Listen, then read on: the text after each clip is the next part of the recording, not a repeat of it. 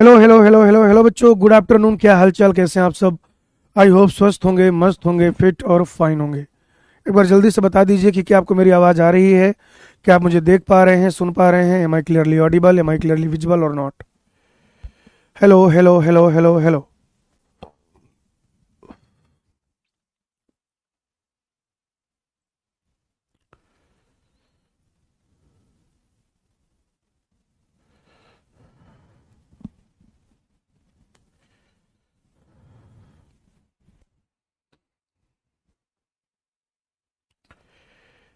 चलिए आइए बेटा, शुरू करते हैं। तो आज का जो हमारा टॉपिक है, आज हम लोग क्या क्या पढ़ने वाले हैं। एक तो हम लोग पढ़ेंगे बेटा टी आर एन ए के बारे में। टी आर एन ए के बाद हमें पढ़ना है वॉबेल परिकल्पना। वॉबेल परिकल्पना। और फिर हम लोग पढ़ेंगे इस स्थानांतरण या अनुवाद। स्थानांतरण कह लीजिए या अनुवाद कह लीजिए, या अगर आप चाहें तो आप ट्रांसलेशन कह सकते हैं। ठीक है जी। पानी वानी पी के बैठो। हाँ, ठंड तो बहुत है भाई। हम भी जम गए थे एकदम। हाँ, बहुत ठंड है, बहुत ज़्यादा। इतनी ज़्यादा ठंड तो भाई साहब पूछो मत यार। चलिए आइए शुरू करते हैं बेटा। टीआरएनए पढ़ेंगे, बॉबल परिकल्पना और स्थानांतरण यानी कि अनुवाद पढ़ेंगे बेटा। टीआरएनए से शुरू करते हैं बेटा। टीआरएनए से शुरू करते हैं। टीआरएनए या इसी को कह दिया जाएगा अंतरण आरएनए। अंतरण आरएनए। ये जो अंतरण आरएनए है, आप इसे विलेय अणु भी कह सकते हैं। क्या कह सकते हैं बेटा? विलेय अणु।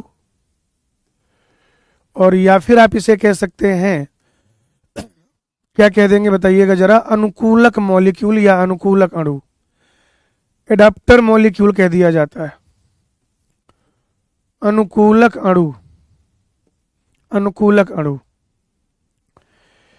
इसकी जो 2D संरचना होती है, 2D संरचना अगर आप देखें,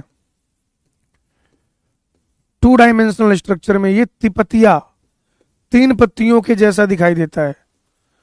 तिपतिया, 3 पत्नियां नहीं रे, 3 पत्तियां। क्लोवर लीफ लाइक, वो स्काउट गाइड वाला होता है ना, अगर आपने स्काउट गाइड का एम्बलम देखा हो तो कुछ कुछ उसके जैसा हो जाता है। तिपतिया या क्लोवर लीफ लाइक।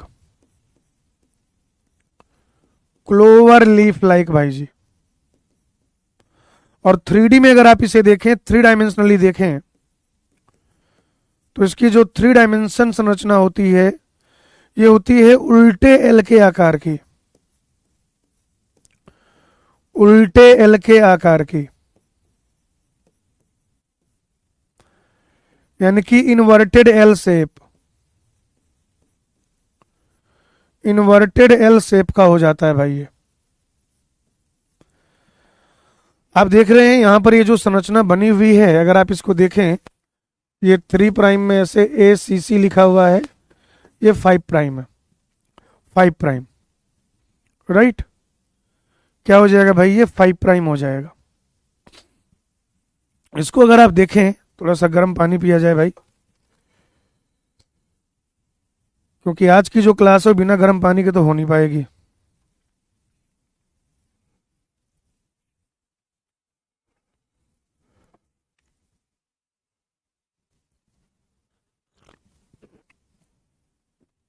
ठीक है। अब बेटा ये क्या है? ये है बेटा 2D स्ट्रक्चर। ये 2D स्ट्रक्चर है इसका। और बेटा ये जो है, ये है 3D स्ट्रक्चर। ये क्या है भाई? 2D स्ट्रक्चर है, और ये क्या है? 3D स्ट्रक्चर है। ठीक है ना? आप देख सकते हैं कि 2D में ये कैसा दिखाई दे रहा है, 3 पत्तियों की जैसा, क्लोवर लीफ लाइक। और 3 डायमेंशनल स्ट्रक्चर इसका क्या है? उल्टे एल के जैसा है, उल्टे एल के जैसा, inverted L shape, inverted L shape है भाई। अब इसमें ये जो है इसको कहते हैं DHU लूप, DHU फंदा। होता ये सिंगल स्ट्रैंडेड है, ध्यान से समझिएगा। जो tRNA है, मैं लिख देता हूं कि tRNA होता सिंगल स्ट्रैंडेड है। tRNA सिंगल स्ट्रैंडेड होता है, tRNA सिंगल स्ट्रैंडेड होता है, किंतु पूरकता के कारण, पूरकता के कारण नाइट्रोजन क्षारों के बीच, या जो न्यूक्लियोटाइड है क्षारों के मध्य हाइड्रोजन बॉन्ड बन जाने के कारण, बन जाने के कारण, बन जाने के कारण यह डबल स्टैंडर्ड प्रतीत होता है।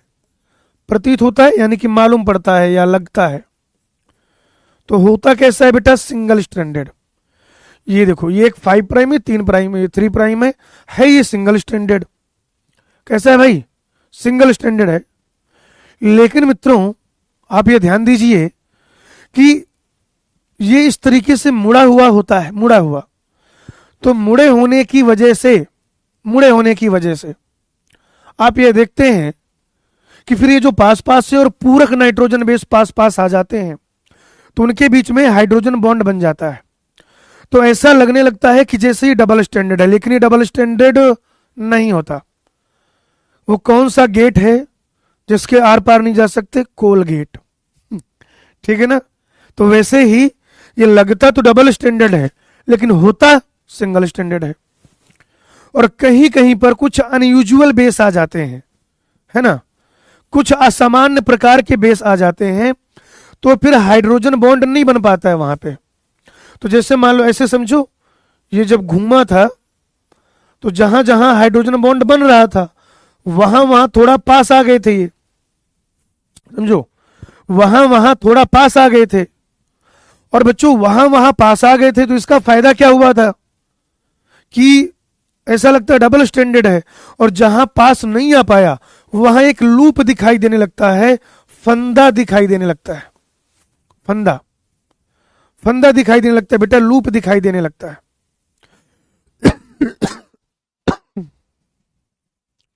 तो आप देख रहे हैं भाई कि यहां पर जो है 3 फंदे हैं कुल बेटा, यहां पर बेटा कुल 3 फंदे हैं। एक है DHU फंदा, इसको कहते हैं एंटीकोडॉन लूप, इसको कह दिया जाएगा प्रतिप्रकूट फंदा। ये जो फंदा दिखाई दे रहा है इसको कहते हैं बेटा प्रतिप्रकूट फंदा, प्रतिप्रकूट फंदा। इंग्लिश में कह दिया जाएगा एंटीकोडॉन लूप, एंटीकोडॉन लूप। अच्छा, जैसे आप इस तरीके से लिख रहे हैं तो ये हो गया कोडॉन, कोडॉन हो गया ये। अगर इसको इस डायरेक्शन में पढ़ा जाए तो ये कोडॉन का क्या बन जाएगा? नोडॉक। तो इसको बेटा नोडॉक फंदा भी कह दिया जाता है। क्या कह दिया जाता है? नोडॉक फंदा, नोडॉक फंदा। जैसे मान लो mRNA आया, यहां पर mRNA आया भाई जी, तो mRNA में ये क्या रहेगा? प्रकूट रहेगा। ये कोई mRNA है, आगे बात समझ में? तो ये क्या है बेटा? ये 3 नाइट्रोजन क्षारों का या 3 न्यूक्लियोटाइड का क्या है बेटा? समूह है, जो किसी एक अमीनो अम्ल को क्या करेगा? उसका कूट लेखन करेगा। तो mRNA में क्या उपस्थित है? प्रकूट। और इस कोडॉन का एंटीकोडॉन ये यहां उपस्थित रहेगा भाई, एंटीकोडॉन जो है वो यहां उपस्थित रहेगा बच्चों। ये चीज अपने को ध्यान में रखनी है कि वहां एंटीकोडॉन उपस्थित है बेटा, एंटीकोडॉन। ये जो DHU फंदा है, DHU फंदा, यहां पर अमीनो एसाइल सिंथेज एंजाइम जुड़ता है, amino acyl synthase enzyme amino acyl synthase enzyme जुड़ता है। ये जो एंजाइम है भी स्थानांतरण के दौरान आपके काम में आएगा। अमीनो एसाइल सिंथेज एंजाइम जुड़ता है। ये जो आप 3 प्राइम इधर देख रहे हैं, या उसके पहले एक तीसरा फंदा है बेटा यहां पर। ये जो तीसरा फंदा है इसको कहा जाता है टी साइज सी फंदा। क्या कहा जाता है इसको? टी साइज सी फंदा कहा जाता है। और ये जो टी साइज सी फंदा है यहां पर राइबोसोम आकर जुड़ता है। राइबोसोम आकर जुड़ता है बेटा। क्या आके जुड़ता है बताओ जरा मुझे? राइबोसोम आकर जुड़ता है मित्रों।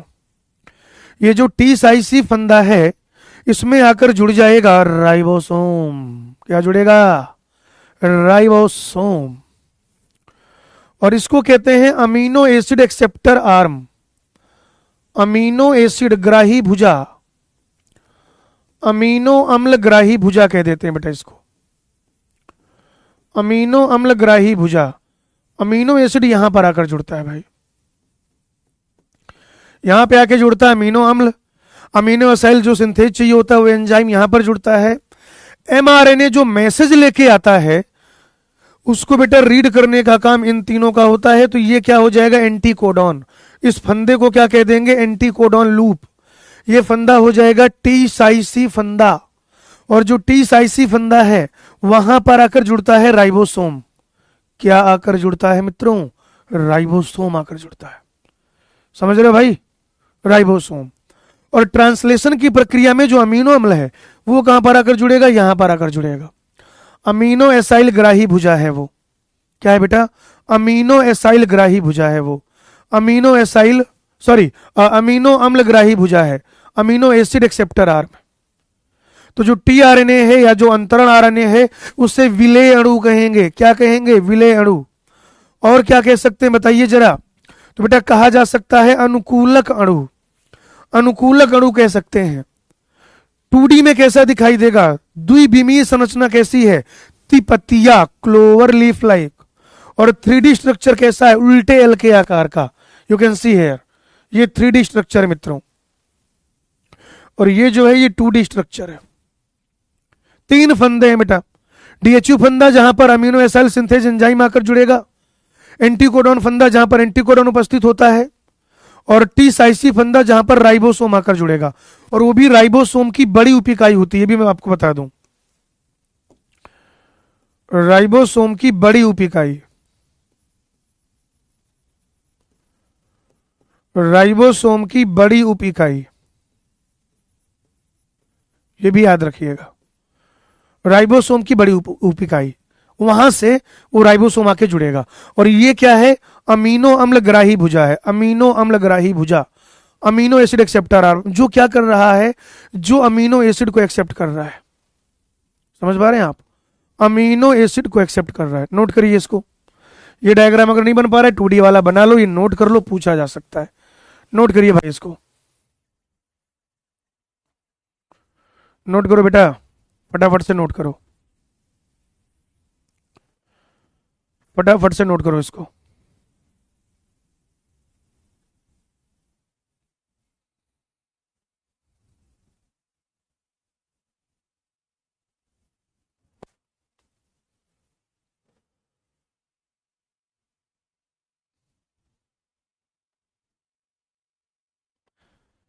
नोट कर लिया क्या बेटा? आप सबने नोट कर लिया इसे? बोलिए बच्चों, आप सबने इसे नोट कर लिया? चलिए, बहुत बढ़िया।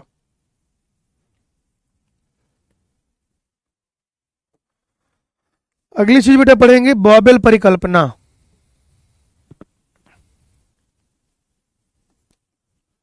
वॉबेल परिकल्पना।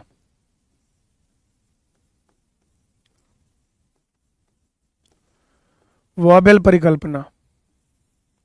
बच्चों ये जो वॉबेल परिकल्पना है, वॉबेल हाइपोथेसिस कह देते हैं इसको। वॉबेल हाइपोथेसिस। बेटा ये जो वॉबेल परिकल्पना है, वॉबेल हाइपोथेसिस है, इसके बारे में बताया था फ्रांसिस क्रिक ने। फ्रांसिस क्रिक ने बताया था भाई,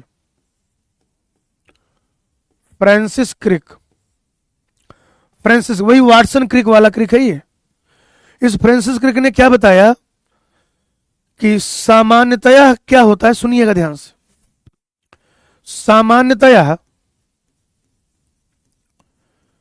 सामान्यतया एक एंटीकोडॉन यानी कि एक प्रतिप्रकूट, सामान्यतया एक प्रतिप्रकूट एक ही प्रकूट को पहचानता है, एक ही प्रकूट को पहचानता है। ठीक है मित्रों, सामान्यतया एक प्रतिप्रकूट एक ही प्रकूट को पहचानता है, लेकिन किंतु परंतु बंधु, किंतु कभी कभी कभी कभी मेरे दिल में कुछ नहीं आता, कोई ख्याल नहीं आता बेटा। कभी कभी क्या होता है, किंतु कभी कभी एक प्रतिप्रकूट एक प्रतिप्रकूट एक से अधिक, एक प्रतिप्रकूट एक से अधिक प्रकूटों को पहचानता है। समझ पा रहे हो भाई? और यही रीजन है बेटा कि कभी कभी एक अमीनो एसिड के एक से अधिक कोडॉन हो जाते हैं। एक कोडॉन का तो एक ही अमीनो एसिड होता है, लेकिन कभी कभी क्या होता है बेटा, कभी कभी क्या होता है कि आप जानते हैं कुछ ऐसे भी अमीनो एसिड हैं जिनके लिए एक से अधिक कोडॉन उपस्थित है। यही रीजन होता है वो। जैसे अगर आप देखें कि यू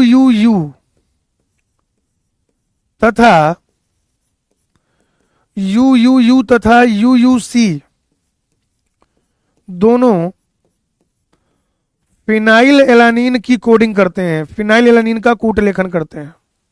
दोनों फिनाइल एलानीन का कूट लेखन करते हैं। यूयूयू तथा यूयूसी दोनों फिनाइल एलानीन का कूट लेखन करते हैं, किंतु करते हैं एवं, किंतु नहीं एवं,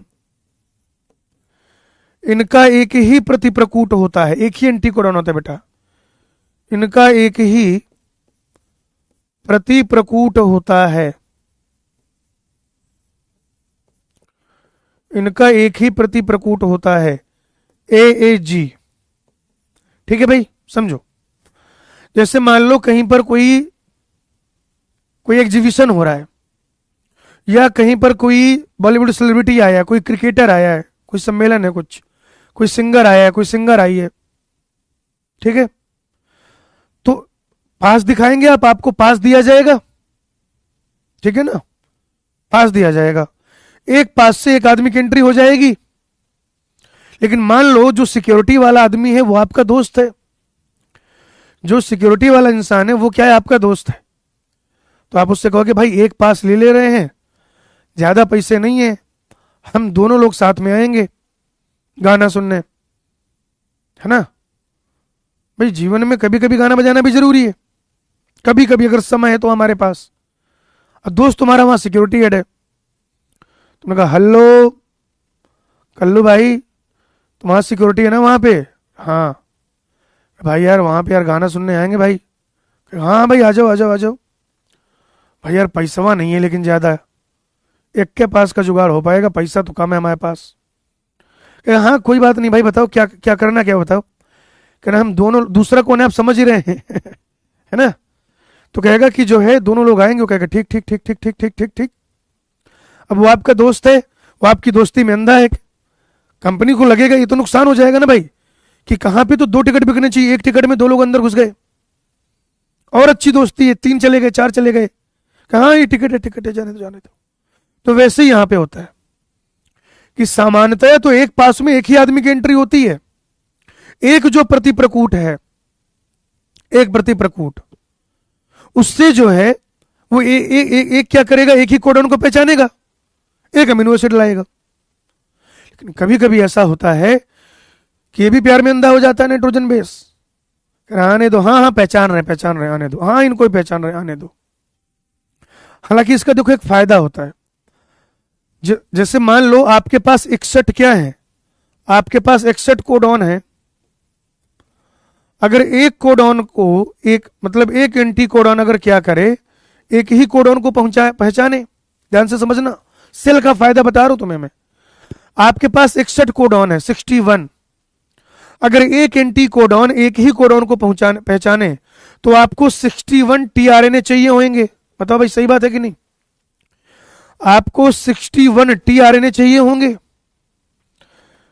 लेकिन कई बार क्या होता है कि ये एक एंटी कोडॉन एक से अधिक कोडॉन को पहचान लेते हैं, तो सेल को थोड़ा सा टीआरएनए जो है कम बनाने पड़ते हैं।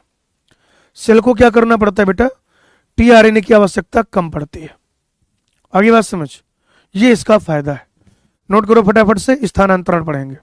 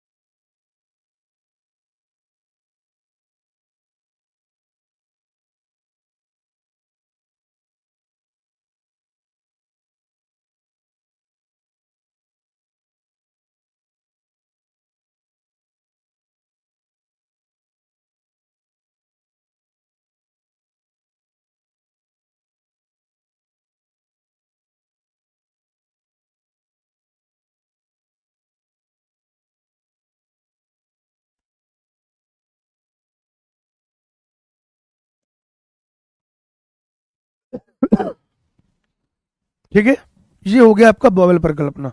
2 चीजें आपने देख ली, एक तो आपने पढ़ लिया भैया टीआरएनए, और दूसरा आपने पढ़ लिया बॉवेल परिकल्पना।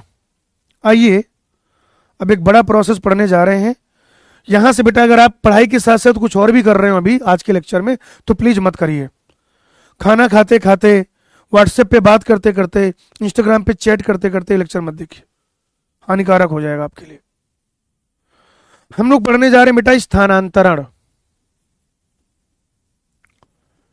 स्थानांतरण, या इसको आप कह लीजिए अनुवाद,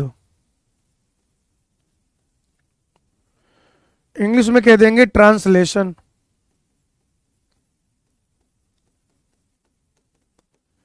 इंग्लिश में ट्रांसलेशन कह दिया जाएगा भाई। स्थानांतरण कह लीजिए, या अनुवाद कह लीजिए, या बेटा आप इसे ट्रांसलेशन कह लीजिए। आप कह सकते हैं साहब, बड़े आदमी हैं आप। क्या होता है इस प्रक्रिया में, पहले तो वो समझो क्या होता है बेटा इस प्रक्रिया में। आप कहेंगे अमीनो अम्ल के बहुलकीकरण द्वारा, अमीनो अम्लों के बहुलकीकरण द्वारा, अमीनो अम्लों के बहुलकीकरण द्वारा, अमीनो अम्लों के बहुलकीकरण द्वारा,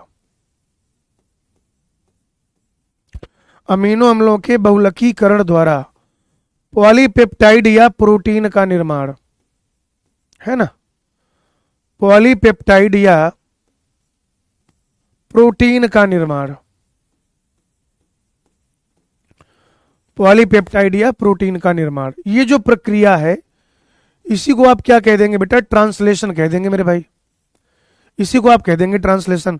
यानी आपको अमीनो अम्ल अमीनो अम्ल अमीनो अम्ल जोड़ते जाना है, समझ रहे हो आप। अमीनो अम्लों का बहुलकीकरण करा देंगे। अलग अलग तरीके के अमीनो अम्ल होते हैं, इनका बहुलकीकरण करा देना है। बहुलकीकरण कराते हैं, पॉलीमराइजेशन करते हैं, ऐसे ही तो प्रदर्शित करते हैं जैसा मैंने बोर्ड पर लिखा है। तो अमीनो अम्ल का करा देंगे बहुलकीकरण, तो क्या बन जाएगा, पॉलीपेप्टाइड या प्रोटीन बन जाएगा भाई। पॉलीपेप्टाइड या प्रोटीन बन जाएगा, पॉलीपेप्टाइड या प्रोटीन बन जाएगा। जैसे आपके पास क्या है, amino acid 1 plus amino acid 2 plus amino acid 3 plus amino acid 4, तो ये सब अभी अलग अलग अमीनो एसिड हैं। इस प्रक्रिया के बाद ये ऐसे हो जाएंगे, amino acid 1, amino acid 2, amino acid 3, amino acid 4, इस तरीके से एक पॉलीपेप्टाइड बना लेंगे आप। एक चीज मैं यहीं पे समझा देता हूं आपको, वो क्या है, ये भाई अमीनो अम्ल होता है,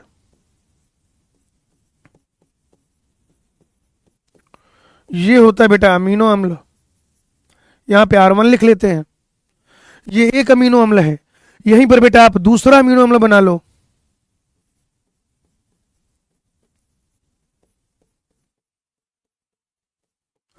ये NH2 लिखा है, इस NH2 को वैसे लिख सकते हैं भाई, और ये जो COH है इसको ऐसे लिख सकते हैं। बताओ, ये जो NH2 था इसको ऐसे लिख लिया ना, NHH यानी NH2, और ये जो COS था इसको ऐसे लिख लिया, C डबल बॉन्ड OH। इसका ये मतलब थोड़ी है कि यहां पर कीटोन भी प्रेजेंट है और हाइड्रोक्सिल भी प्रेजेंट है, ये तो कार्बोक्सिलिक ग्रुप है, पूरा कार्बोक्सिलिक ग्रुप। अब क्या होगा, ये हाइड्रोजन जो है इस हाइड्रोक्सिल को देख के गाना गाएगा, कहेगा टुकुर टुकुर देखते हो क्या। तो OH क्या कहेगा कि ए अजनबी तू भी कहीं आवाज दे कहीं से, मैं यहां टुकड़ों में जी रहा हूं, तू यहां टुकड़ों में जी रहा है। कह रहा आओ हम आपस में मिल जाएं और वाटर के फॉर्म में एलिमिनेट हो जाएं। हैं जी बेटा, HOH मिलेगा वाटर, यहां से क्या हो जाएगा, रिलीज हो जाएगा। बहुत सारी रिएक्शन में आपने ऐसा किया होगा कि एक जगह से OH मिला, एक दूसरी साइड से H मिला, दोनों मिले, वाटर रिमूव, है ना, धन से रिएक्शन होगी, ताड़ से पानी निकल जाएगा, वाटर एलिमिनेट हो जाएगा। ठीक है भाई, धन से रिएक्शन हुई, ताड़ से पानी क्या हो गया बेटा, यहां से वाटर एलिमिनेट हो गया। अब यहां पर ये बॉन्ड बन जाएगा, ये बॉन्ड, ये जो CONH बॉन्ड बन रहा है, देख रहे हैं आप, ये पूरा, ये जो CONH बॉन्ड है इसको कहते हैं पेप्टाइड बॉन्ड। ये जो CONH बॉन्ड बन रहा है ना, यहां पे क्या हो जाएगा, -H2O लिख देता हूं मैं, क्योंकि एक वाटर एलिमिनेट हुआ है ना, मतलब हो चुका है, लिखने की क्या आवश्यकता है। डिहाइड्रेशन हुआ, एक तरीके से डिहाइड्रेशन ही तो हुआ, यहां से वाटर का मॉलिक्यूल रिलीज हो गया, यानी कि क्या हो गया, डिहाइड्रेशन हो गया। कंडेंसेशन डिहाइड्रेशन रिएक्शन है, और ये जो CONH2 बॉन्ड है इसको कहते हैं पेप्टाइड बंध। इसको क्या कहते हैं बेटा, पेप्टाइड बंध कहते हैं। इसको जो है बेटा पेप्टाइड बंध कहा जाएगा, ये पेप्टाइड बंध है ना कहा जाएगा। ये बताओ, ये लिखा रहने दो या हटा दूं, बताओ भाई। ये जो पेप्टाइड बंध बनाया है, दो अमीनो एसिड को जोड़कर, दो अमीनो एसिड को जोड़कर, इसको लिखा रहने दूं या हटा दूं, बताओ भाई, तुम लोग बताओ, बोलो भाई, इसको लिखा रहने दूं या हटा दूं, बताओ। ये लिखा रहने दूं या मिटा दूं, जैसा तुम लोग को वैसा कर लेंगे। अभी अभी साइट पढ़ा रहा हूं बेटा, अभी अभी अभी अभी साइट पढ़ा रहा हूं बेटा, अभी साइट पढ़ा रहा हूं। अच्छा, रहने देते हैं, कुछ लोग कह रहे हैं रहने दो सर, तो एक काम करते हैं, फिर इसको ऐसे लिख लेते हैं ना, CHR1, इधर NH2, और ये COH प्लस CH, एक मिनट, C, इधर H, इधर NH2, ये R2, और ये COOH। अब ये हो गई रिएक्शन, अब यहां पर ये रिएक्शन हो गई भाई, ये हो गई रिएक्शन भाई जी, और -H2O लिख देता हूं। लो भाई, जब लिखते हैं तो फिर पूरा ही लिख लेते हैं, उसमें क्या है, सही रहेगा भाई। हाँ, अरे नहीं हटा रहे मालिक, कैसी बातें कर रहे हैं। मैं नहीं हटा रहा हूं, मैं क्या बात कर दी आपने। जैसा आप कहेंगे वैसे ही करेंगे भाई। हाँ और क्या, समझ रहे हो बात को। हाँ हाँ हाँ, और क्या, इतना क्लियर है बस, इतना सिर्फ सिर्फ इतना क्लियर है कि नहीं। अभी ट्रांसलेशन शुरू भी नहीं हुआ मित्रों, सिर्फ इतना क्लियर है कि नहीं जितना इस बोर्ड पे लिखा है। सिर्फ इतना बता दो भाई, जितना इस बोर्ड में लिखा है उतना क्लियर है कि नहीं। जितना इस बोर्ड में लिखा है कि अमीनो अम्लों का बहुलकीकरण होगा तो पॉलीपेप्टाइड या प्रोटीन बन जाएगा, इस तरीके की रिएक्शन कुछ होगी, इतना क्लियर है। बढ़िया बढ़िया, अरे बहुत बढ़िया, तुम लोग हीरो लोग हो भाई, तुम्हें सब क्लियर है। अब देखो मैं स्थल बता देता हूं, है ना, धीरे धीरे चलेंगे भाई, आज का लेक्चर बहुत स्लो चलेगा। प्रोकैरियोट में भी बेटा जो साइट है वो कोशिका द्रव्य है, कोशिका द्रव्य। प्रोकैरियोट में जो साइट है वो कोशिका द्रव्य है, और बच्चों यूकैरियोट में भी जो साइट है वो कोशिका द्रव्य है। क्या है भाई, कोशिका द्रव्य। प्रोकैरियोट में भी जो साइट है वो कोशिका द्रव्य है, ठीक है ना, कोशिका द्रव्य। और जो यूकैरियोट है, यूकैरियोट में भी साइट क्या हो जाएगा, कोशिका द्रव्य हो जाएगा, कोशिका द्रव्य।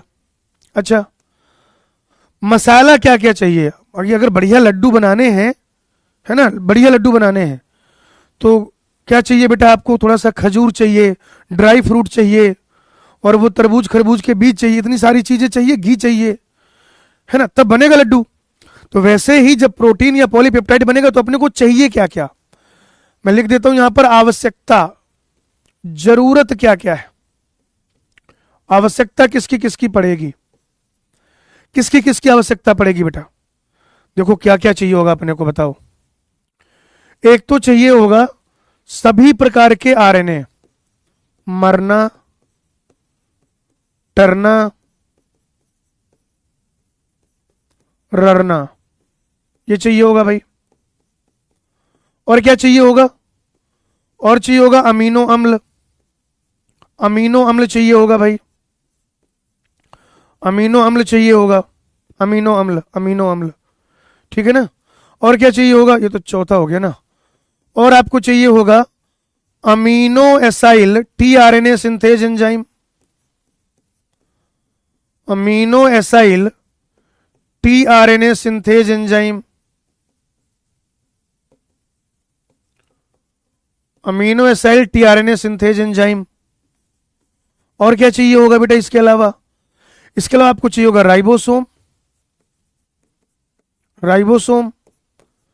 और आपके सिलेबस में जो मैकेनिज्म है प्रोकैरियोट का है, और वो कहते हैं प्रोकैरियोट में जब प्रोटीन का सिंथेसिस होता है तो राइबोसोम में 80 प्रकार की प्रोटीन होती है भाई, राइबोसोम में 80 प्रकार की प्रोटीन होती है भाई। राइबोसोम किससे मिलके बनता है बताओ जरा, बताओ मुझे। राइबोसोम जो है, राइबोसोम, राइबोसोम राइबोसोमल आरएनए और 80 प्रकार की प्रोटीन से मिलके बनता है। तो राइबोसोम 80 प्रकार की प्रोटीन चाहिए बेटा। और क्या चाहिए बताओ जरा मुझे, और क्या चाहिए आपको। तो और चाहिए होगा, अमीनो अम्ल लिख दिए ना, translocase enzyme, translocase enzyme, translocase enzyme, translocase enzyme. और क्या चाहिए होगा बताओ, और चाहिए होगा peptidyl transferase enzyme, peptidyl transferase enzyme, peptidyl transferase enzyme. और क्या चाहिए होगा बेटा, एटीपी या जीटीपी चाहिए होगा। और क्या चाहिए होगा, और बेटा आपको चाहिए होगा प्रारंभन कारक, प्रारंभन कारक, प्रारंभन कारक। और क्या चाहिए होगा, दीर्घीकरण कारक, दीर्घीकरण कारक, दीर्घीकरण कारक।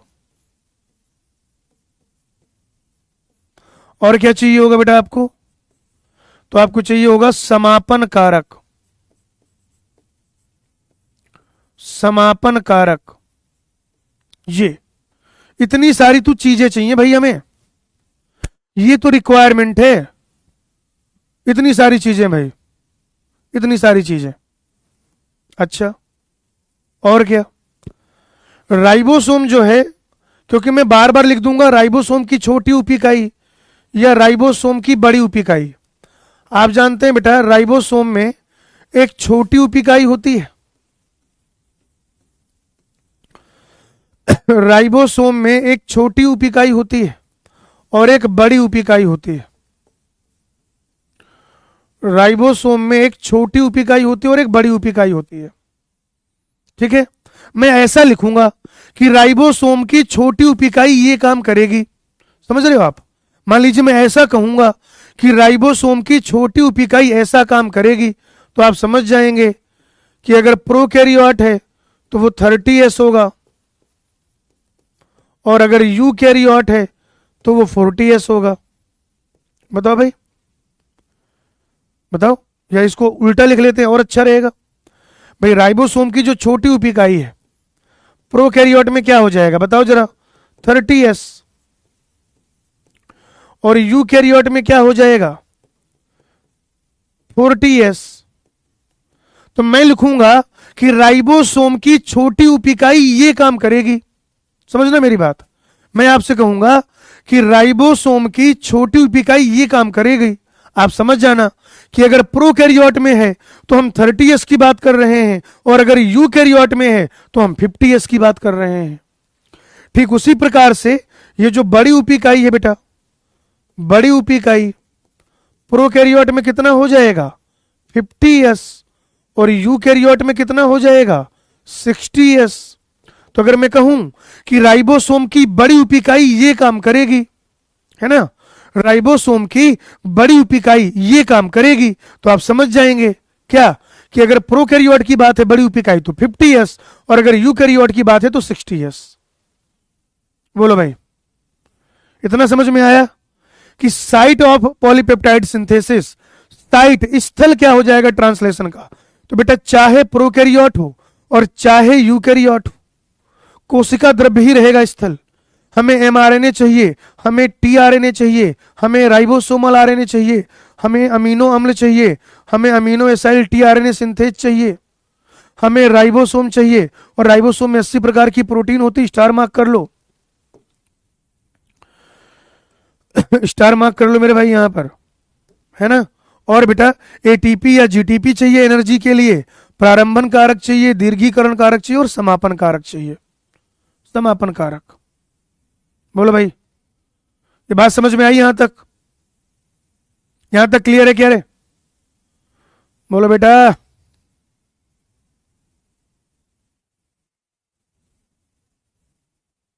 इतनी बात क्लियर है क्या?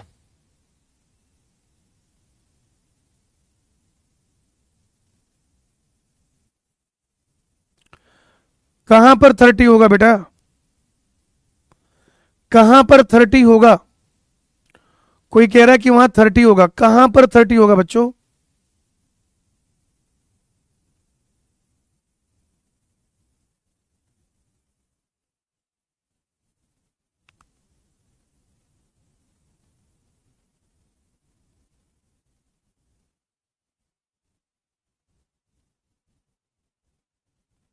पागल है। अच्छा, ये जो पेप्टाइडल ट्रांसफरेज एंजाइम है ये पेप्टाइड बंध का निर्माण कराता है। पेप्टाइड बंध का निर्माण कौन कराता है बताओ जरा? पेप्टाइड बंध का निर्माण कराएगा पेप्टाइडल ट्रांसफरेज। पेप्टाइड बंध का निर्माण कराएगा पेप्टाइडल ट्रांसफरेज। पेप्टाइड बंध का निर्माण कराएगा पेप्टाइडल ट्रांसफरेज। ये जो पेप्टाइडल ट्रांसफरेज एंजाइम है, पेप्टाइडल ट्रांसफरेज, ये जो पेप्टाइडल ट्रांसफरेज एंजाइम है बेटा, ये पेप्टाइड बंध का निर्माण कराएगा। अब कौन है जो पेप्टाइडल ट्रांसफरेज के जैसा काम करता है? तो बेटा प्रोकैरियोटिक सेल में जो 23S राइबोसोमल आरएनए होता है, जो 23S राइबोसोमल आरएनए होता है प्रोकैरियोटिक कोशिका के अंदर, 23S राइबोसोमल आरएनए वो पेप्टाइड बंध का निर्माण कराता है। क्या कराता है बेटा? पेप्टाइड बंध का निर्माण कराता है।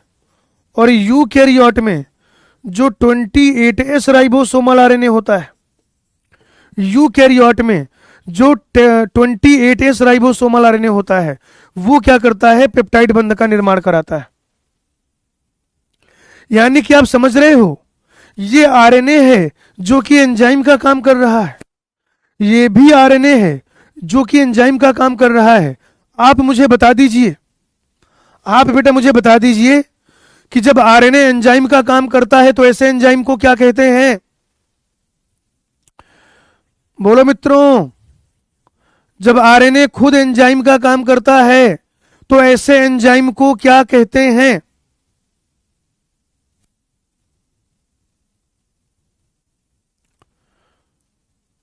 बोलो, अरे कोई तो बता दो। यस यस यस, किसका? सुलेखा प्रजापति, साइल राइट आंसर। ठीक है ना? यानी कि जो पेप्टाइडल ट्रांसफरेज है ये एक तरीके का राइबोजाइम है, राइबोजाइम, राइबोजाइम। अब कुछ बच्चे कह रहे हैं सर प्रोकैरियोट में तो 70S होता है। बेटा मैं बता देता हूं, ठीक है ना, लेकिन अगर आप इस स्तर पे आके ये आपका डाउट है तो बहुत दर्दनाक स्थिति है भाई। क्योंकि सेल वाले चैप्टर मैंने बताया था कि 30S और 50S मिलके 70S राइबोसोम बनाते हैं। पूरा जो राइबोसोम है वो 70S होता है और उसकी जो छोटी उपिकाई होती है वो 30S होती है, बड़ी उपिकाई 50S होती है। और यूकैरियोट में अगर माइटोकॉन्ड्रिया और प्लास्टिड को छोड़ दिया जाए तो 80S राइबोसोम होता है। और वो जो 80S राइबोसोम है वह 80S राइबोसोम, वह 80S राइबोसोम क्या करता है? वह 80S राइबोसोम 30S छोटी 40S और 60S से मिलकर बनता है। क्योंकि राइबोसोम की दो उपिकाई होती हैं, आप भी जानते हो, राइबोसोम की दो उपिकाई होती हैं, ये छोटी उपिकाई है, ये बड़ी उपिकाई है। अब ठीक है? हे भगवान, बहुत नालायक हो रहे तुम लोग, कसम से बता रहा हूं मैं, इतना बदतमीजी करते हो ना तुम लोग बैच में। चलो मुझे बताओ, अब इतना क्लियर है कि नहीं? एक एक स्टेप आगे बढ़ेंगे भाई, एक एक स्टेप आगे बढ़ेंगे। सर आपने 40 लिखा है बेटा, सही लिखा है, वो जो लिखा हुआ है वो सही लिखा है। घुटनों की मालिश करते रहें, ज्यादा समझ में आएगा। घुटनों की मालिश करते रहिए बेटा, ज्यादा समझ में आएगा। ठीक है ना?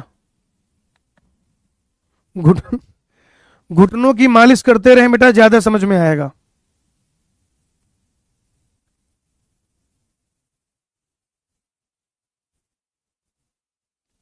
चलो बहुत बढ़िया। अब मैं आपको इसके चरण बता देता हूं। चरण, कौन कौन से चरण है इसके? सुनना भाई, बात को सुनना।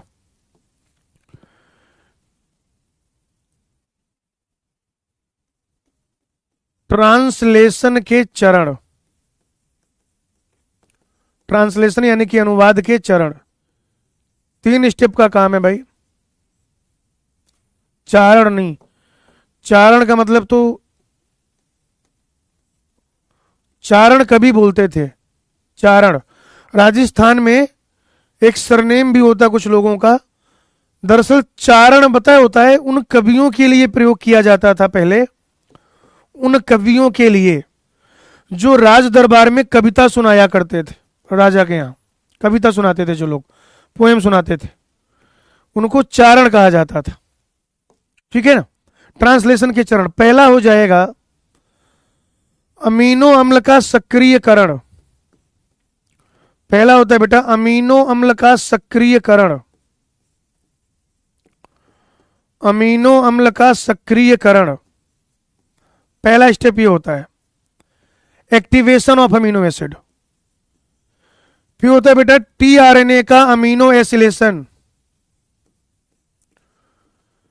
टीआरएनए का अमीनो एसिलेशन।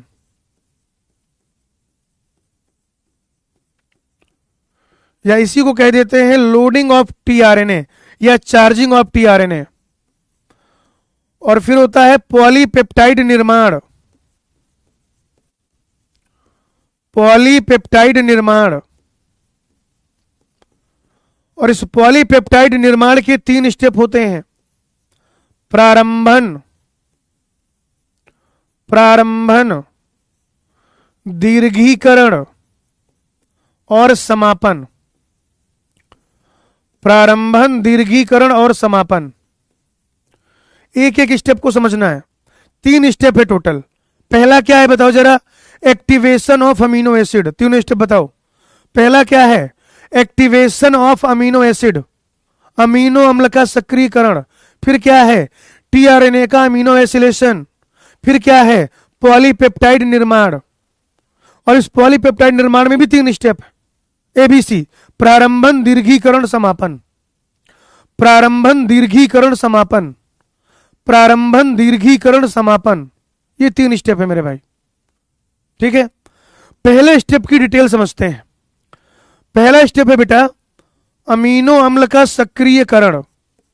इन 3 स्टेप में से पहला स्टेप पढ़ाने जा रहा हूं मैं आपको, अमीनो अम्ल का सक्रियकरण।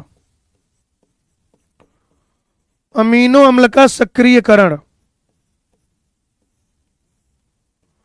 अमीनो अम्ल का सक्रियकरण, एक्टिवेशन ऑफ अमीनो एसिड। यहां पे बेटा जो एंजाइम होता है, एंजाइम, एंजाइम का नाम मैं आपको बता देता हूं। एंजाइम को ई से रिप्रेजेंट करेंगे यहां पर। एंजाइम होता है amino acyl tRNA synthase. Enzyme हो जाएगा amino acyl, amino acyl tRNA synthase. Amino acyl tRNA synthase, amino acyl tRNA synthase. ये बेटा एंजाइम का नाम हो जाएगा, एंजाइम का। और यह एक विशेष एंजाइम होता है, ये भी याद रखिए। ये क्या होता है बेटा? एक विशेष एंजाइम होता है। विशेष एंजाइम क्यों है? स्पेसिफिक है ना। आप कहेंगे कि प्रत्येक अमीनो अम्ल का, प्रत्येक अमीनो अम्ल का, प्रत्येक अमीनो अम्ल का एक स्पेसिफिक, प्रत्येक अमीनो अम्ल का एक स्पेसिफिक, प्रत्येक अमीनो अम्ल का एक specific amino acyl tRNA synthase enzyme होता है। क्या होता है बेटा? जल्दी बताओ फटाफट से। Amino acyl tRNA synthase enzyme होता है। Amino acyl tRNA synthase enzyme होता है। ठीक है भाई। स्पेसिफिक अमीनो अम्ल का क्या होता है बेटा? देखो इसका मतलब समझो। इसका मतलब क्या? इसका मतलब क्या? इसका मतलब क्या? इसका मतलब क्या है? ठीक है ना, इसका मतलब समझो। निशांत वर्मा, अभी तक तुमने टीआरएनए नहीं पढ़ा क्या? निशांत वर्मा, अभी तक तुम टीआरएनए में चिपके हुए हो। आगे बढ़ो बेटा, सुनो मेरी बात, समझो मैं क्या कह रहा हूं। जैसे मान लो एक तो ये तरीका है कि जो अमीनो एसाइल टीआरएनए सिंथेज है, ध्यान से समझना, अमीनो एसाइल टीआरएनए सिंथेज है। पहला अमीनो एसिड आया उसके भी काम में आ जाइए, दूसरा अमीनो एसिड आ जाए उसके भी काम में आ जाए, तीसरा अमीनो एसिड आ जाए उसके भी काम में आ जाए। ऐसा नहीं है ये एंजाइम ऐसा बिल्कुल भी नहीं है। ये एंजाइम ऐसा बिल्कुल भी नहीं है। ये एंजाइम ऐसा बिल्कुल भी नहीं है। ये एंजाइम कैसा है? अगर मान लो आपके पास क्या है, पहला अमीनो एसिड, ध्यान से समझना। जैसे मान लीजिए आपके पास पहला अमीनो एसिड है, अमीनो एसिड 1, तो आपको क्या चाहिए होगा? Amino acyl tRNA synthase 1। समझिएगा आप, जैसे क्या लिखा हुआ है, अमीनो एसिड 1, तो क्या चाहिए होगा, अमीनो एसाइल टीआरएनए सिंथेज 1। अच्छा, इसको आप एटीपी दे दो, अभी एटीपी की प्रेजेंस में ये काम होगा, तो क्या बन जाएगा, amino acid 1, amino acid 1 E1 AMP complex. समझना, अभी ध्यान से समझना मामला क्या है। ये एटीपी है तुम्हारा, adenosine monophosphate, adenosine diphosphate, adenosine triphosphate, ये है तुम्हारा। ये यहां से क्या हुआ कि आपने 2 फॉस्फेट हटा दिए, ये 2 फॉस्फेट बेटा हटा दिए, तो ये क्या बचा, एडिनोसिन मोनोफॉस्फेट बचा बेटा, एडिनोसिन मोनोफॉस्फेट, एडिनोसिन मोनोफॉस्फेट बचा। एएमपी उसी को तो कहते हैं, एएमपी किसको कहते हैं, एडिनोसिन मोनोफॉस्फेट को कहते हैं बेटा। तो यहां पर आप क्या देख रहे हो कि अगर पहला अमीनो अम्ल है, अगर पहला अमीनो अम्ल है, तो इसका अपना विशेष प्रकार का amino acyl tRNA synthase enzyme होगा, और क्या बनाएगा, amino acid enzyme AMP complex. मान लीजिए बेटा दूसरा अमीनो एसिड है, तो हमें ये दूसरा एंजाइम लेना पड़ेगा, अमीनो एसाइल टीआरएनए सिंथेज 2 लेना पड़ेगा, और फिर से ये एटीपी की प्रेजेंस में क्या बनाएगा, amino acid 2 enzyme 2 AMP complex, AMP complex. मान लीजिए यहां पर तीसरा कोई अमीनो एसिड रहने दो भाई, तीसरा कोई अमीनो एसिड है बेटा, अमीनो एसिड 3, तो आपको तीसरा चाहिए होगा अमीनो एसाइल टीआरएनए सिंथेज, तीसरा अमीनो एसाइल टीआरएनए सिंथेज चाहिए होगा, और बेटा ये एटीपी चाहिए, और क्या बन जाएगा, amino acid 3 E3 AMP complex. बताओ सही है, ये वाला स्टेप समझ में आया सबको। अमीनो एसिड का सक्रियकरण बेटा ये स्टेप समझ में आया सबको। यस, आकांक्षा साक्या राइट आंसर। हाँ एमजी चाहिए, दिवाकर साहब एमजी चाहिए, आप इतना संभाल लो पहले।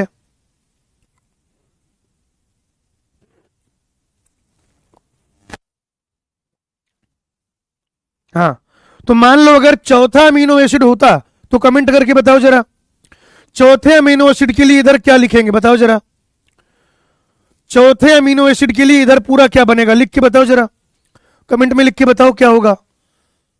अगर मान लो चौथा अमीनो एसिड है तो कैसा लिखेंगे, बताइए जरा। अगर चौथा अमीनो एसिड है तो कैसे होगा बताओ जरा।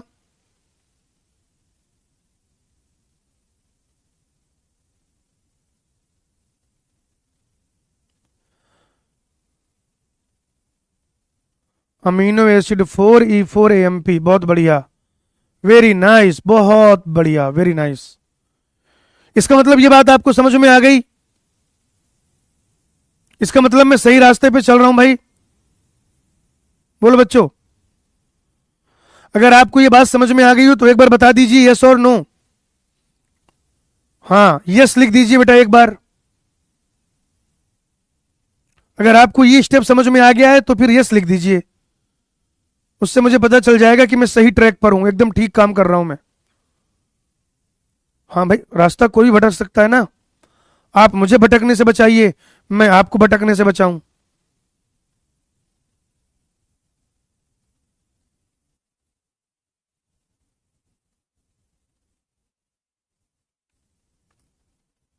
बहुत बढ़िया, वेरी नाइस। अब अगले स्टेप पे चलते हैं भाई जी, अगला स्टेप, अगले स्टेप पे चलते हैं। टीआरएनए का, टीआरएनए का अमीनो एसिलेशन, टीआरएनए का अमीनो एसिलेशन, या बच्चों इसी स्टेप को कह देते हैं, ध्यान से समझिएगा, loading of tRNA.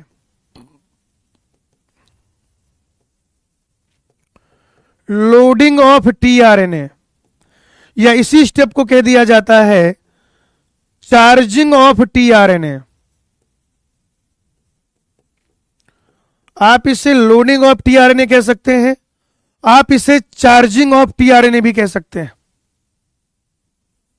Charging of tRNA भी कह सकते हैं।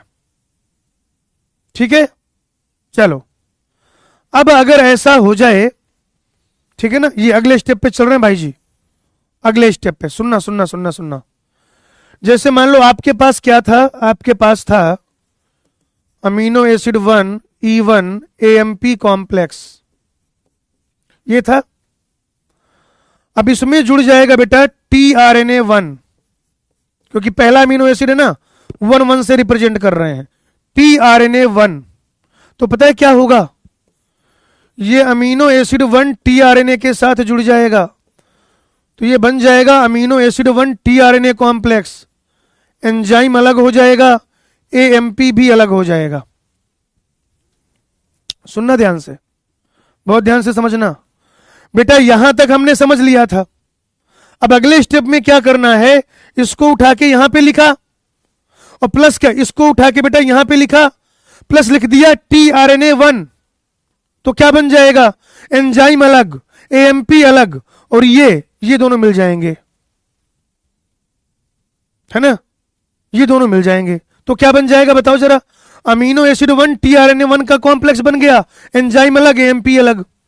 मान लो बेटा जो दूसरा एंजाइम था, ये दूसरे के लिए देखो क्या रहेगा यहां पर, amino acid 2 E2 AMP complex, और क्या लिख देंगे, tRNA2 लिख देंगे। तो क्या बनेगा बताओ जरा मुझे, amino acid 2 transfer RNA2, E2 अलग हो जाएगा, AMP अलग हो जाएगा। बताओ भाई, अलग हो जाएगा नहीं अलग हो जाएगा, बोलो बोलो भाई, बोलो बोलो बोलो बोलो बोलो। ये बात समझ में आ रही है क्या, ये tRNA का, tRNA के साथ अमीनो एसिड जुड़ चुका है, अब tRNA के साथ अमीनो एसिड जुड़ चुका है, अब tRNA के साथ अमीनो एसिड जुड़ चुका है मित्रों। अब फाइनली वो दिन आ गया है कि tRNA ने अमीनो एसिड को अकड़ पकड़ जकड़ लिया है। ये स्टेप समझ में आया, ये स्टेप समझ में आया, बोलो। अगर ये स्टेप समझ में आया तो बताओ ये तीसरे वाले के लिए इधर क्या बनेगा, अमीनो एसिड 3E3MP लेंगे तो इधर क्या लिखेंगे बताओ जरा, क्या लिखेंगे इधर, कमेंट करके आंसर बताओ। तीसरे वाले के लिए कमेंट करके बताओ क्या लिखेंगे, बोलो बोलो।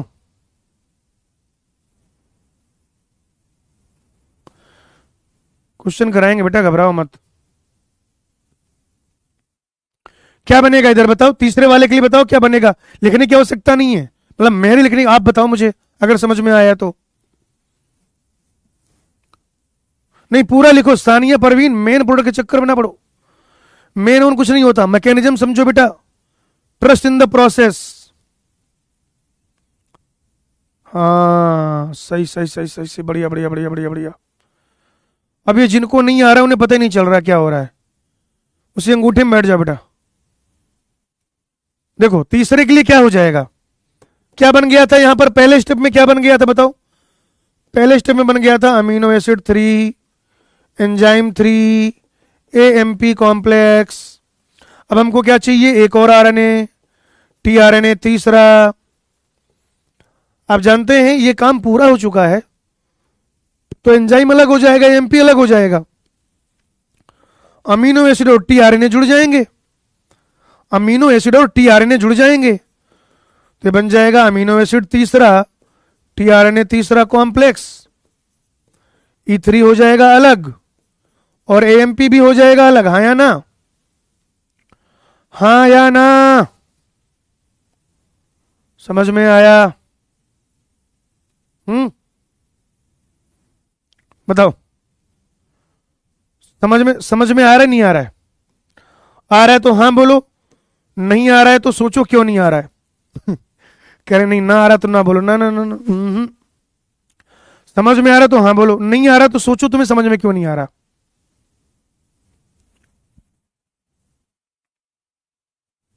बढ़िया, अब काफी लोगों का मामला क्लियर है। अब ये 2 स्टेप का काम हो गया।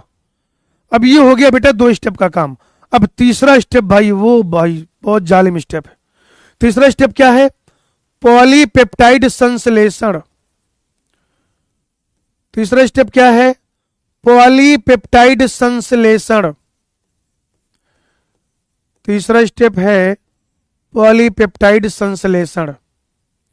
तीसरा स्टेप क्या हो जाएगा? पॉलीपेप्टाइड संश्लेषण हो जाएगा, पॉलीपेप्टाइड संश्लेषण।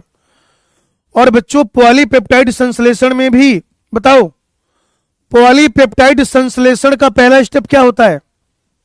मैं बता चुका हूं आपको, आज ही के लेक्चर में मैंने बताया है। पॉलीपेप्टाइड संश्लेषण का पहला स्टेप क्या होगा?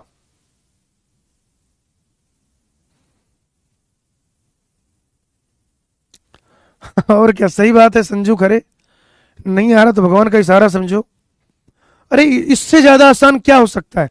मैं इसलिए इतना स्लोली स्लोली, धीरे धीरे, आहिस्ता आहिस्ता आपको पढ़ा रहा हूं। प्रारंभन इज द राइट आंसर। बहुत बढ़िया, प्रारंभन लॉक कर दिया जाए मित्रों, प्रारंभन लॉक कर दिया जाए। बहुत बढ़िया भाई, तुम लोग ना कभी कभी दिल जीत लेते हो, और मुझे मालूम है अभी लेक्चर खत्म होते होते कोई ना कोई भसड़ मचाएगा जरूर। मैं इतना ज्यादा कन्फर्म हूं ना तुमको लेकर, मैं इतना ज्यादा कन्फर्म हूं तुम्हें लेकर।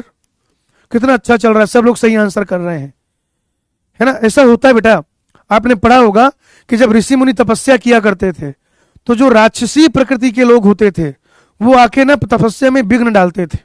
कहीं पे हवन हो रहा है ना, वो आके वहां पे भाई साहब हड्डियां फेंक दे रहे हैं, मांस फेंक दे रहे हैं, ऐसा होता था। तो ऐसे लोग हर जगह पाए जाते हैं भाई, आप कुछ नहीं कर सकते उनका। आपको सिर्फ क्या करना है, अपना जो काम है, यहां पे यज्ञ चल रहा है। यज्ञ, कौन सा यज्ञ? नीट की परीक्षा पास करने का यज्ञ। तो जो दैवी प्रकृति के लोग हैं वो मेहनत करेंगे, पढ़ेंगे, सही आंसर करेंगे, सपोर्ट करेंगे। और जो असुरी प्रकृति के लोग हैं, आपको मालूम है वो कौन लोग हैं, मैं नहीं बता रहा, ठीक है ना? जो असुरी प्रकृति के लोग हैं वो अपना काम करेंगे, सबका काम है। नहीं, मैं रोस्ट नहीं कर रहा किसी को, नालायको। अब सुनो, अब एक बार क्या करो बेटा, ऐसे कर लो, ऐसे कर लो, ऐसे कर लो, ऐसे एक बार करो, मेरी बात समझो बेटा, मेरी बात, एक बार ऐसे करो, ऐसे ऐसे होता है ना, जैसे रिमोट नहीं चलता तो हम लोग ऐसे करते हैं। तो एक बार ऐसे करो, दिमाग को ठोको, ठोको ठोको, हाँ हाँ हाँ, और क्या, सही सही सही, बहुत बढ़िया। चलो देखो, अब पहले प्रारंभन में सबसे पहला काम, सटार बना के लिख रहा हूं बेटा, इंपॉर्टेंट है, पूछा जाता है। सबसे पहला काम, सबसे पहला काम बताने जा रहा हूं बेटा मैं आपको। mRNA, mRNA, mRNA, mRNA ribosome की छोटी उप इकाई से जुड़ेगा। अब समझते रहो तुम, mRNA राइबोसोम की छोटी इकाई से जुड़ेगा, छोटी इकाई से जुड़ेगा। समझ रहे हो भाई जी? पहला स्टेप ये है। अब अगर ध्यान से समझना, डायग्राम भी बना देता हूं इसका। ये क्या हो गया बेटा, बताओ जरा, mRNA क्या हो गया? ये mRNA हो गया, और इस पे जुड़ जाएगा क्या? छोटी उप इकाई। इस पे क्या जुड़ जाएगा बेटा? छोटी उप इकाई। ये देखो ऐसे हो जाएगा, समझ रहे हो? पहला स्टेप है ये, प्रारंभन का पहला स्टेप है बेटा, कि जो mRNA है वो राइबोसोम की छोटी उप इकाई से जुड़ जाएगा। छोटी इकाई कह लीजिए, छोटी उप इकाई कह लीजिए, कोई दिक्कत नहीं है, मैं फिर भी लिख देता हूं, नन्हे मुन्ने बच्चे कंफ्यूज ना हो जाएं। छोटी उप इकाई से जुड़ेगा, mRNA राइबोसोम की छोटी उप इकाई से जुड़ेगा। बोलो, ये बात समझ में आ गई? ये जो mRNA है, पॉलीपेप्टाइड संश्लेषण पहला स्टेप, कि mRNA राइबोसोम की छोटी उप इकाई से जुड़ेगा। समझ गए, ये एमआरएनए है, ये राइबोसोम की छोटी उप इकाई है। क्लियर है यहां तक? यहां तक क्लियर है कि राइबोसोम जो है वो एमआरएनए की छोटी उप इकाई से जुड़ जाएगा। यहां तक क्लियर है सबको? बोलो।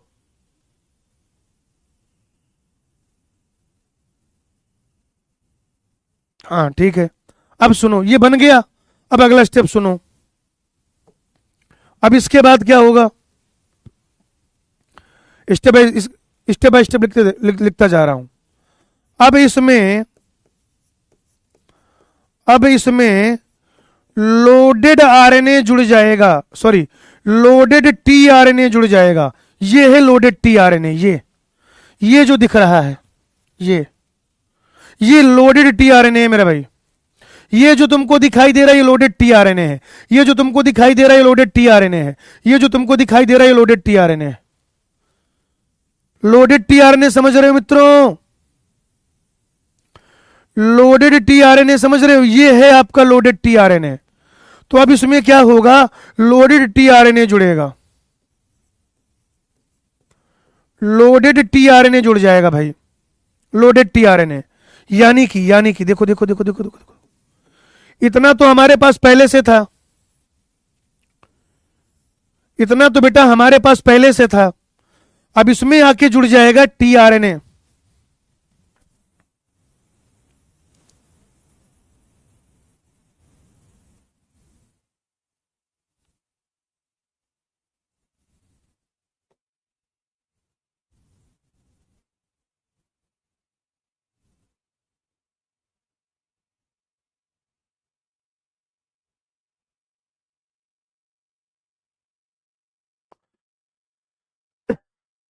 इसमें आके क्या जुड़ जाएगा भाई, टीआरएनए, टीआरएनए भाई।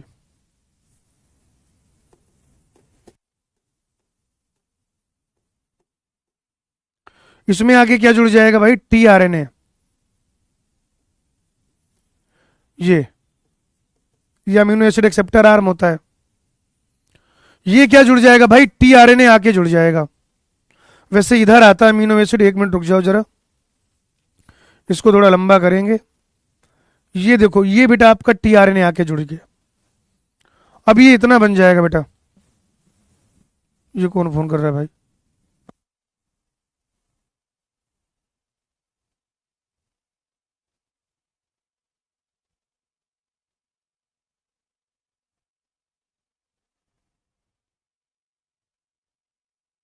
अब इसमें क्या हो जाएगा बेटा, ये लोडेड टीआरएनए जुड़ जाएगा।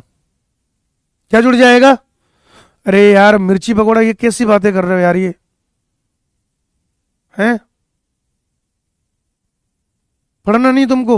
बदतमीज हो गया एकदम। देखो इधर, ये जो पहले बना लिया था, अब इसमें हम क्या जोड़ लेंगे, लोडेड टीआरएनए जोड़ देंगे बेटा। क्या जोड़ देंगे, लोडेड टीआरएनए। अभी भी काम पूरा नहीं हुआ है। क्यों? क्योंकि राइबोसोम का, ध्यान से समझिएगा, क्योंकि राइबोसोम की बड़ी उप इकाई हमने नहीं जोड़ी। क्योंकि अभी तक हमने इसमें राइबोसोम की बड़ी उप इकाई नहीं जोड़ी। और ये क्या बन गया बताओ जरा? ये बन जाएगा, इसको क्या कहेंगे, राइबोसोम छोटी उप इकाई, राइबोसोम छोटी उप इकाई, राइबोसोम छोटी उप इकाई, एमआरएनए टीआरएनए कॉम्प्लेक्स। राइबोसोम छोटी उप इकाई, एमआरएनए टीआरएनए कॉम्प्लेक्स। ठीक है ना? राइबोसोम छोटी उप इकाई, एमआरएनए टीआरएनए कॉम्प्लेक्स, इतना बना लिया। अब बेटा इसमें जोड़ेंगे राइबोसोम की बड़ी उप इकाई, लिख रहा हूं यहां पे। अब इसमें राइबोसोम की, अब इसमें राइबोसोम की बड़ी उप इकाई जुड़ेगी, बड़ी उप इकाई जुड़ेगी, बड़ी उप इकाई जुड़ेगी। यानी कि देखो, ये ऐसा था कुछ गेम भाई जी। देखो भाई, ये एमआरएनए, ये छोटी उप इकाई, ये बड़ी उप इकाई, और इसमें ये हो जाएगा अपना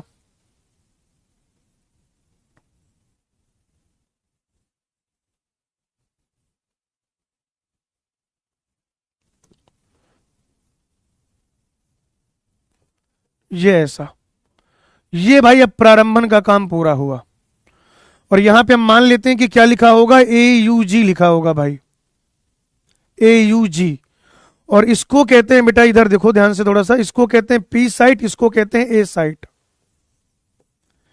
A साइट यानी कि अमीनो एसिड आएगा, अमीनो एसिड साइट स्थल, यहां पे आता है अमीनो एसिड। और ये P साइट है बेटा, यहां पे बनता है पेप्टाइड बंध, पेप्टाइड बंध यहां पर बनता है बेटा, ठीक है ना। तो अमीनो एसिड जो नया वाला आएगा वो कहां पे आता है, ए साइट पर, और पेप्टाइड कहां पर बनता है, पी साइट पर। लेकिन जो पहला अमीनो एसिड होता है बेटा, ये भी याद रखिएगा, आप कहेंगे ए साइट पर अमीनो एसिड आता है, ए साइट पर अमीनो एसिड आता है, एवं पी साइट पर पेप्टाइड बंध का निर्माण होता है। पी साइट पर पेप्टाइड बंध का, पेप्टाइड बंध का निर्माण होता है, पेप्टाइड बंध का निर्माण होता है, पेप्टाइड बंध का निर्माण होता है, पेप्टाइड बंध का निर्माण होता है। किंतु, लेकिन, किंतु, परंतु, बंधु, किंतु पहला अमीनो अम्ल, किंतु पहला अमीनो अम्ल, किंतु पहला अमीनो अम्ल पी साइट पर आता है।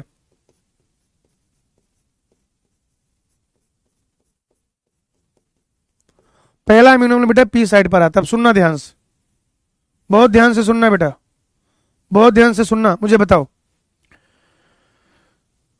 आप मुझे सिर्फ ये बताओ, ये आखिरी वाला सिस्टम छोड़ो, ये वाली बात छोड़ो, यहां तक बताओ। पहले एमआरएनए जुड़ा राइबोसोम की छोटी उप इकाई के साथ, ये बना, फिर इसमें जुड़ा पागल हो गया क्या,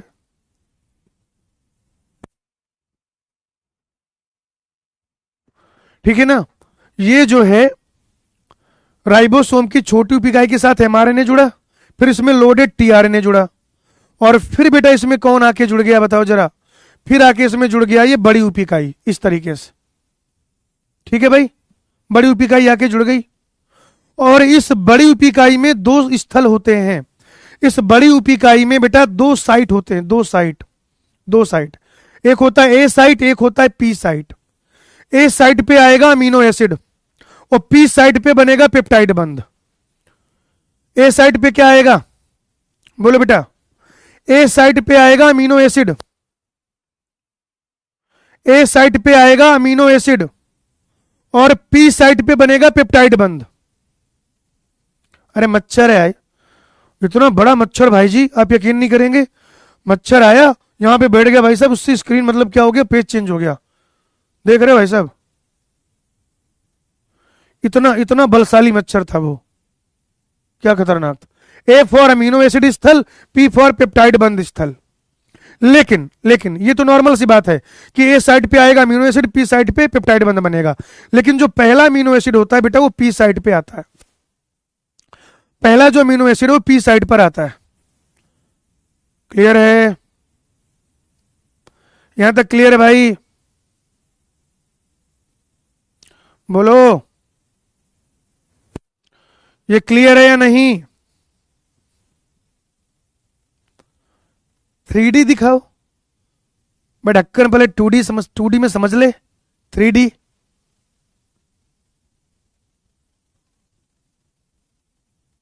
कहां से लाऊं 3D में,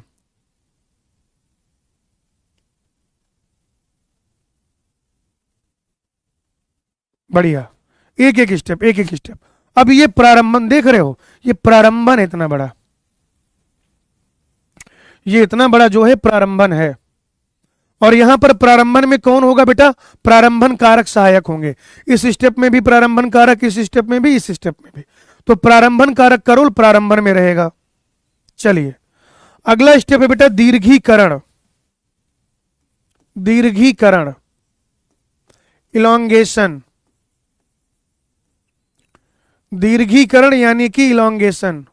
इसमें दीर्घीकरण सहायक होंगे जो दीर्घीकरण कारक थे। इधर देखना ध्यान से, इधर देखना।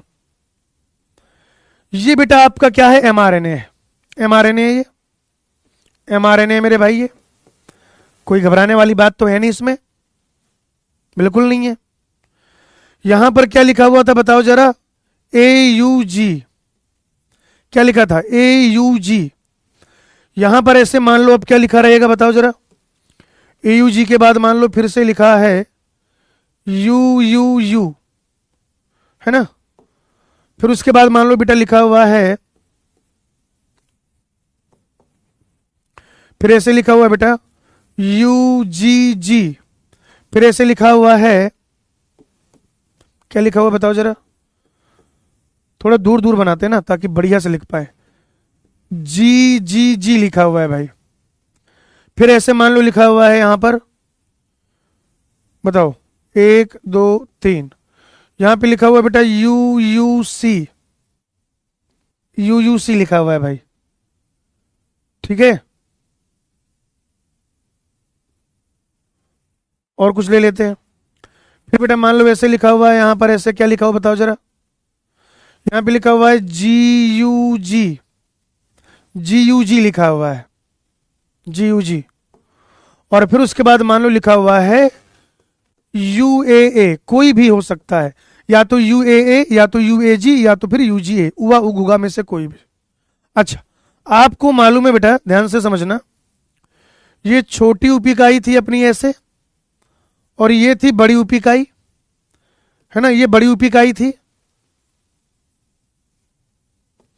ध्यान से समझना मित्रों, यही है सबसे कठिन वाला मामला।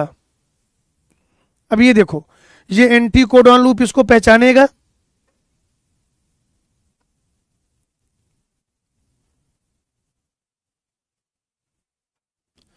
ये एंटी कोडॉन लूप बेटा इसको पहचानेगा, ये ऐसा हो जाएगा। तो बताओ क्या आ जाएगा।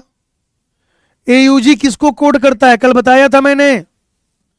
ये जो AUG होता है ये किसको कोड करता है, बोलो। AUG किसको कोड करता है, मिथियोनिन को कोड करता है नालायको। तो यहां पे ऐसे लिख देंगे मिथियोनिन यानी कि मेट, ठीक है, मेट यानी मिथियोनिन। अब सुनो, आप कहेंगे कि ट्रांसलोकेज एंजाइम की सहायता से, ट्रांसलोकेज एंजाइम की सहायता से, ट्रांसलोकेज एंजाइम की सहायता से, ट्रांसलोकेज एंजाइम की सहायता से राइबोसोम आगे बढ़ेगा, राइबोसोम आगे बढ़ता जाएगा, आगे बढ़ता जाएगा, एवं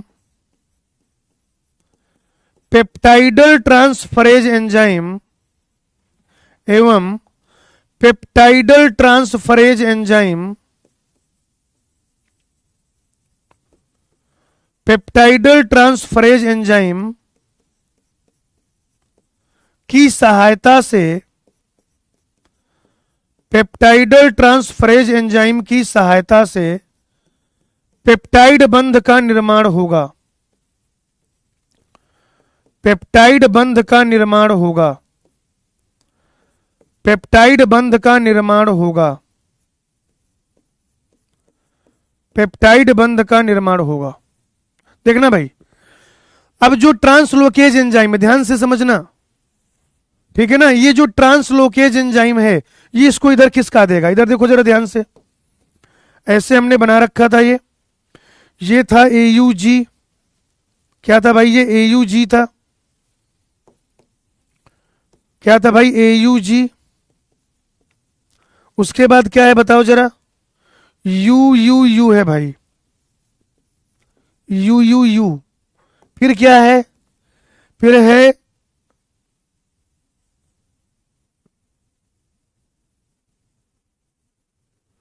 UGG, फिर क्या है, फिर क्या है भाई, GGG,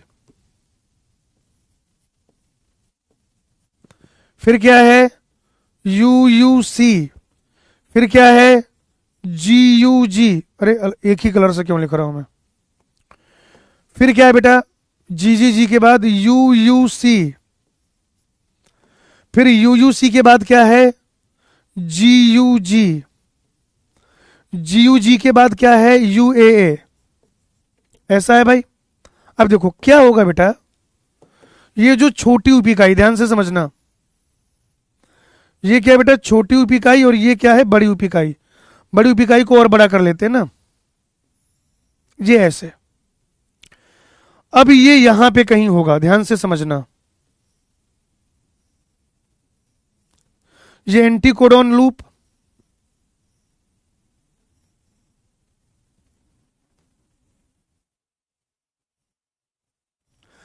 ये पी साइट पे क्या रहेगा बताओ जरा, ये पी साइट है, इस पी साइट पे उपस्थित रहेगा मेथियोनिन, जो क्या है, पहला अमीनो एसिड। अच्छा, दूसरा अमीनो एसिड क्या हो जाएगा, UUA, यानी कि फिनाइल एलानीन, और इनके बीच में क्या बन जाएगा, पेप्टाइड बॉन्ड। इनके बीच में क्या बन जाएगा, पेप्टाइड बॉन्ड बन जाएगा। इनके बीच में क्या बनेगा, पेप्टाइड बॉन्ड।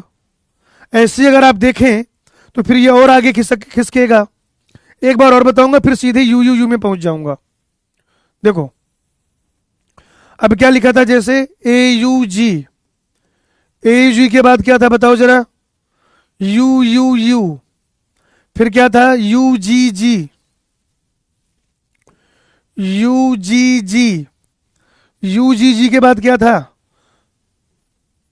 GGG, फिर क्या था,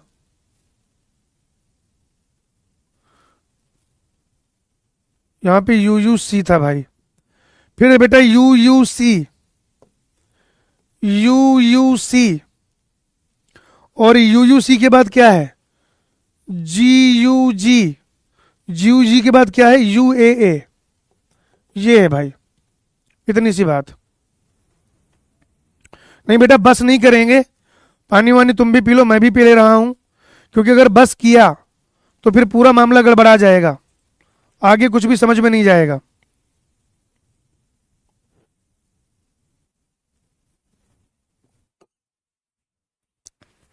ठीक है ना, एकदम आसान सी बात है।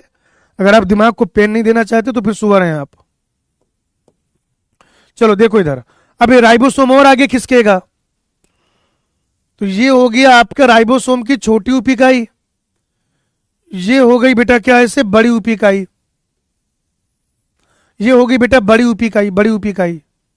अब देखो ये जो मिथियोनिन है, ये पी साइड से ऐसे मिथियोनिन क्या बन चुका है, और यहां पे क्या प्रेजेंट रहेगा, फिनाइल एलानिन, और ये क्या है बेटा, इधर देखो, इधर देखो, ये हो जाएगा UUG। बताओ भाई, ये जो UGG होता है ये क्या होता है, यहां पे कौन सा अमीनो एसिड आएगा, तो यहां पे आ जाएगा ट्रिप्टोफैन, ट्रिप्टोफैन आ जाएगा भाई, ट्रिप्टोफैन।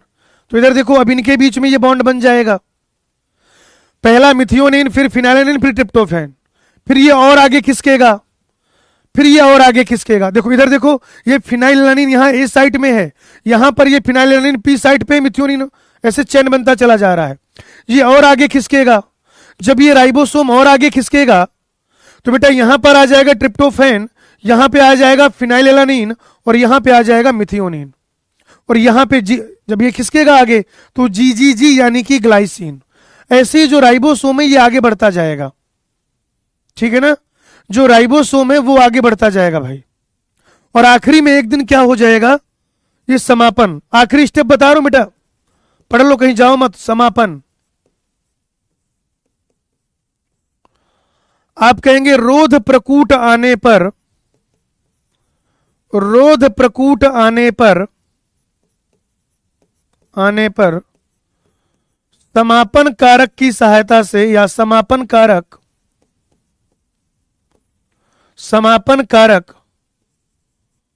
अनुवाद का समापन करा देगा,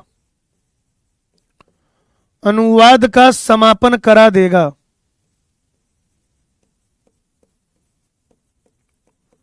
ठीक है, इसी को लेके चल रहे हैं बेटा, अपन जो शुरुआत से लेके चल रहे हैं उसी को लेके चलेंगे, ध्यान से समझना। सबसे पहला वाला क्या था, AUG, स्टार्ट को डाउन होता है। ठीक है, अब आगे लिखते सेम कलर में लिखते चले जाते हैं, कोई दिक्कत नहीं है। फिर UUU, फिर UGG, फिर GGG, फिर UUC, फिर GUG, और उसके बाद UAA, उसके बाद बेटा UAA, ये ऐसा है। अब ये आ गया क्या, समापन कोडॉन। देखो ना भाई, ये क्या आ गया बेटा, समापन कोडॉन आ गया। तो देखो अब ये आपको कुछ ऐसा दिखाई देगा, ये आपको कुछ ऐसा दिखाई देगा। और जो समापन कोडॉन है, ये तो भाई किसी का कूट लेखन करता नहीं है, तो इसके लिए तो कोई अमीनो एसिड लाना नहीं है। अब देखो चैन ये कैसे बनेगी आपकी, सबसे बाहर क्या रहा होगा, मिथियोनिन,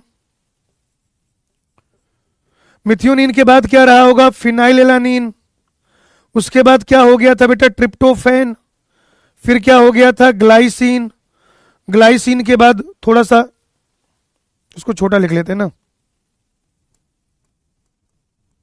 उल्टा चलते हैं, उल्टा। ये GUG है, ये वैलिन है बेटा, तो ये वैलिन, उससे पहले UUC तो फिनाइलेलानिन, और उससे पहले GGG तो ग्लाइसिन, उससे पहले UGG तो ट्रिप्टोफैन, उससे पहले UUU तो फिनाइलेलानिन, उससे पहले AUG तो मिथियोनिन। इस तरीके से पूरी चैन बनती चली जाएगी। आखिरी में ये वैलिन है, और फिर आ गया उवा, उवा यानी कि स्टॉप कोडॉन। आखिरी में क्या आ गया है, उवा आ गया है, उवा यानी कि स्टॉप कोडॉन। और जब भी यहां पर स्टॉप कोडॉन आ जाएगा तो बेटा आप समझ जाएंगे, क्या समझ जाएंगे आप, कि अब यहां पर ये प्रक्रिया समाप्त हो गई है। सिंपल सी बात, बस इतना ही था बेटा, खत्म, टाटा बाय बाय। तो ये यहां तक तो आपको समझ में आ ही गया था। ठीक है, अब ये देखो, ये राइबोसोम है ऐसा, अमीनो एसिड आया मिथियोनिन, फिर ये ट्रांसलोकेज एंजाइम राइबोसोम को आगे खिसकाएगा, तो ए साइट पे अगले जो अगला कोडॉन है उसका अमीनो एसिड, इनके बीच में पेप्टाइड बॉन्ड, फिर ट्रांसलोकेज एंजाइम इसको और आगे खिसकाएगा, तो इधर ये पेप्टाइड बॉन्ड, इधर ये पेप्टाइड बॉन्ड, फिर और आगे ऐसे खिसकाता जाएगा। और जब UAA आ जाएगा या UAG आ जाएगा या UGG, उवा उग उगा, या तो UAA आ जाए या UAG आ जाए या UGA आ जाए, इन तीनों में से कोई भी आ सकता है। मैंने यहां पर UAA लिखा था तो मैं उसके साथ बढ़ रहा हूं आगे। तो बताओ बेटा क्या हो जाएगा उस परिस्थिति में, फिर ये टर्मिनेशन हो जाएगा। क्या हो जाएगा, टर्मिनेशन हो जाएगा, टर्मिनेशन, टर्मिनेशन हो जाएगा भाई। ठीक है ना। कशिश सर प्लीज बंद करिए, लैपटॉप चार्ज नहीं है। कैसे बोलते हो तुम लोग यार, हैं? घर वालों ने संस्कार नहीं दिए हैं क्या? सर प्लीज बंद कीजिए, I am not your friend, behave like my student. मैं फ्रेंड रेंड नहीं हूं भाई, मैं बोल देता हूं कभी कभी हेलो फ्रेंड्स, मैं फ्रेंड रेंड नहीं हूं। और मैं मॉड्यूल ढूंढ लूं, मुझे होमवर्क देना है। और ना ही मैं उन टीचर्स में से हूं जो बच्चों से कहते हैं मैं तुम्हारा फ्रेंड हूं, फ्रेंड ही समझो। फ्रेंड जीवन की लंका लगा देते हैं भाई। मेरे फ्रेंड देखो एक से एक भाई साहब कांडी फ्रेंड है मेरे, भयंकर कांड करते हैं लोग।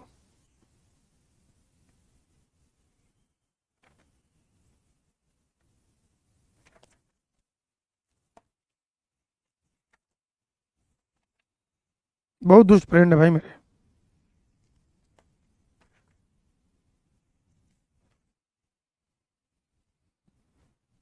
हाँ, ये करो वैसा करो, अरे थोड़ा तमीज से लिखा करो।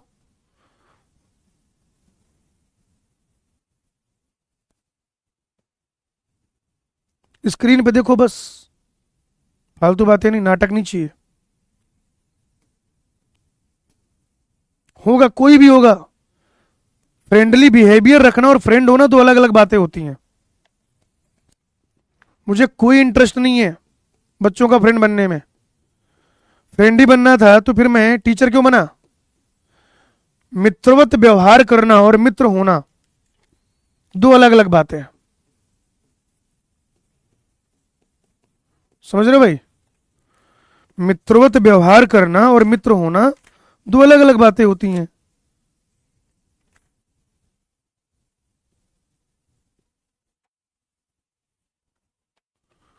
21 से 38। चलो भाई, तो हंसते रहिए, मुस्कुराते रहिए, पढ़ते रहिए, लिखते रहिए, लेक्चर रिवाइज करते रहिए, डीपीपी सॉल्व करते रहिए, एनसीईआरटी रीडिंग करते रहिए। आपका ध्यान अपने लक्ष्य पर बनाए रखिए, खुद पर यकीन रखिए और हमेशा ध्यान रखिए जब तक फोड़ेंगे नहीं तब तक छोड़ेंगे नहीं। आज की कथा यहीं तक, आगे I will take it on next class. Thank you, धन्यवाद।